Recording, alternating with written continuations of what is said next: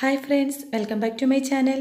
അപ്പോൾ ഇന്ന് ഉണ്ടാക്കാൻ പോകുന്നത് കോളിഫ്ലവർ വെച്ചിട്ട് നമുക്ക് ചോറിനോ ചപ്പാത്തിക്കോ പുട്ടിനോ അപ്പത്തിനോ ഒക്കെ കഴിക്കാൻ പറ്റിയ തേങ്ങ വറുത്തരച്ച നല്ല അടിപൊളി ടേസ്റ്റുള്ള ഒരു കോളിഫ്ലവർ മസാലക്കറിയാണ്.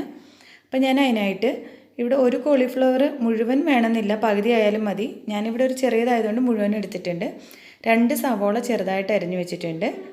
പിന്നെ ഒരു ഉരുളക്കിഴങ്ങ് പൊടിയായിട്ട് അരിഞ്ഞത്, കുറച്ച് ഇഞ്ചി വെളുത്തുള്ളി ചതച്ച് വെച്ചിട്ടുണ്ട്, ഒരു തക്കാളി ചെറുതായിട്ട് അരിഞ്ഞിട്ടുണ്ട്, ഒരു മുറി തേങ്ങ എടുത്തിട്ടുണ്ട്. അപ്പം നമുക്ക് ആദ്യം ആ പൊടിച്ച് വെച്ചേക്കുന്ന തേങ്ങ നല്ലോണം ഒന്ന് വറുത്തെടുക്കാം.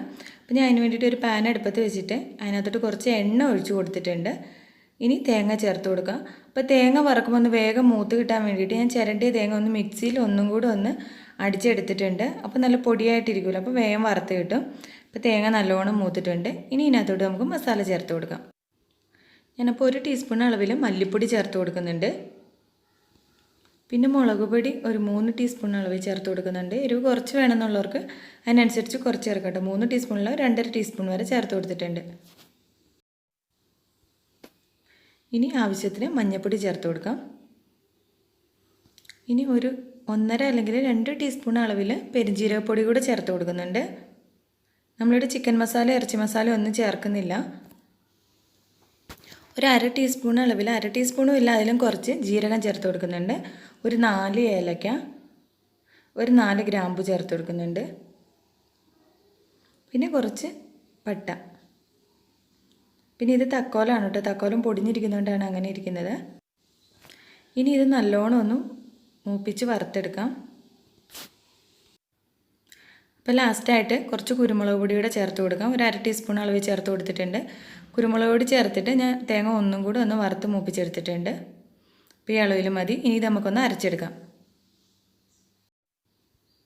വീണ്ടും ഒരു പാത്രം അടുപ്പത്ത് വെച്ചിട്ട് എണ്ണ ചൂടാൻ വെച്ചിട്ടുണ്ട്. എണ്ണ ചൂടായതും കുറച്ച് കടുക് ഇട്ട് കൊടുത്തിട്ടുണ്ട്. ഇനി ഇതിനകത്തേക്ക് ഒരു 2 സവോള ചെറുതായിട്ട് അരിഞ്ഞും കൂടെ ചേർത്ത് കൊടുക്കാം. ഞാൻ ചെറിയ സവോള എടുത്തിരിക്കുന്നത്. ഈ സവോള ഒരു 2 മിനിറ്റ് നല്ലോണം ഒന്ന് വഴറ്റി കൊടുക്കാം. സവോള ചെറുതായിട്ട് വരുന്നതും ഇഞ്ചി വെളുത്തുള്ളിയും കൂടെ നല്ലോണം ചതച്ച് വെച്ചിരിക്കുന്നതാണ്, അതും ചേർത്ത് കൊടുക്കാം. അത് 1 ടീസ്പൂൺ അളവിലുണ്ട് കേട്ടോ. ഒരു വലിയ തക്കാളി ചെറുതായിട്ട് അരിഞ്ഞു വെച്ചുകൊണ്ട് അതും കൂടെ ചേർത്ത് ഒന്ന് വഴറ്റിയെടുക്കാം. ലേശം മല്ലിയിലയും കൂടെ ചേർത്ത് കൊടുത്തിട്ടുണ്ട് കേട്ടോ. ഈ ഉള്ളി ഒന്ന് നല്ലോണം വഴന്ന് കിട്ടാൻ വേണ്ടിയിട്ട് ഞാൻ ഇവിടെ ഉപ്പ് ചേർത്ത് കൊടുക്കുന്നുണ്ട്. അപ്പോൾ ഞാൻ കല്ലുപ്പാണ് ചേർത്ത് കൊടുത്തിരിക്കുന്നത്. ഉള്ളി നല്ലോണം വഴന്നിട്ടുണ്ട്. ഈ സമയത്ത് ഒരു ഉരുളക്കിഴങ്ങ് ചെറുതായിട്ട് അരിഞ്ഞും കൂടെ ഒന്ന് ചേർത്ത് കൊടുത്തിട്ടുണ്ട്. ഈ ഉരുളക്കിഴങ്ങും കൂടി ഒരു 2 മിനിറ്റ് വഴറ്റിയ ശേഷം നമുക്ക് കോളിഫ്ലവർ ചേർത്ത് കൊടുക്കാം. കോളിഫ്ലവറും മഞ്ഞൾപ്പൊടിയും ഉപ്പും ഇട്ട് ചൂടുവെള്ളത്തിൽ ഇട്ടിട്ട് വേവിച്ചിട്ടല്ല, കുറച്ച് ചൂടുവെള്ളത്തിൽ ഇട്ട് എടുത്താണ് കേട്ടോ. അതിൽ ബാക്ടീരിയയും പുഴുവൊക്കെ ഒന്ന് പോകാൻ വേണ്ടിയിട്ട്. അപ്പോൾ കോളിഫ്ലവർ ചേർത്ത് കൊടുത്തിട്ടുണ്ട്.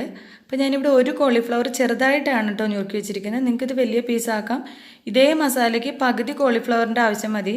ഞങ്ങളുടെ വീട്ടിൽ കോളിഫ്ലവർ എല്ലാവർക്കും ഇഷ്ടമുള്ളതുകൊണ്ടാണ് ഞാനിത് ഒരെണ്ണം മുഴുവനായിട്ട് ചേർത്തിരിക്കുന്നത്. അപ്പോൾ ഇതൊന്ന് നല്ലോണം ഇളക്കി യോജിപ്പിച്ച ശേഷം നമുക്ക് വറുത്ത് അരച്ച് വെച്ചിരിക്കുന്ന മസാല ചേർത്ത് കൊടുക്കാം.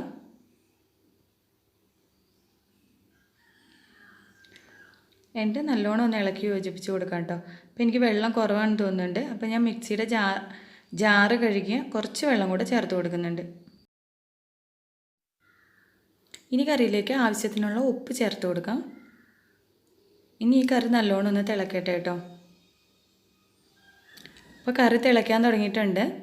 ഇനി നമുക്കിതൊന്ന് മൂടി വെച്ച് വേവിച്ചെടുക്കാം. ഗ്രേവി എന്തോരം കുറുകണോ അത് നിങ്ങളുടെ ഇഷ്ടത്തിന് കുറുക്കിയെടുക്കാം. അപ്പോൾ നമ്മുടെ കറി ഇവിടെ വെന്ത് എനിക്ക് പാകമായിട്ടുള്ള ഗ്രേവി റെഡി ആയിട്ടുണ്ട്. അപ്പോൾ നല്ല ടേസ്റ്റി കറിയാണ്. നിങ്ങളെല്ലാവരും ഇതൊന്ന് ട്രൈ ചെയ്ത് നോക്കണം. അപ്പോൾ വീഡിയോ കണ്ട എല്ലാവർക്കും താങ്ക് യു.